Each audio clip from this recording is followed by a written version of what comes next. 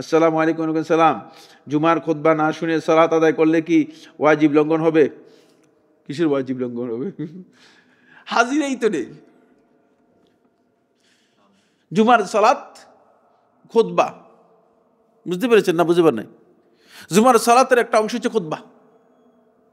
যিনি জুমার খুতবা অংশগ্রহণ করেন নাই তার জুমার হাজিরা নেই, হাজিরা বাতিল হয়ে গেছে। সওয়াব তো পাবেই না, ফরজ আদায় হবে বলে মর্মে ওলামায়ে কেরাম বলেছেন, কিন্তু তিনি গুনাহগার হবেন, কোনো সন্দেহ নেই, তিনি গুনাহগার হবেন।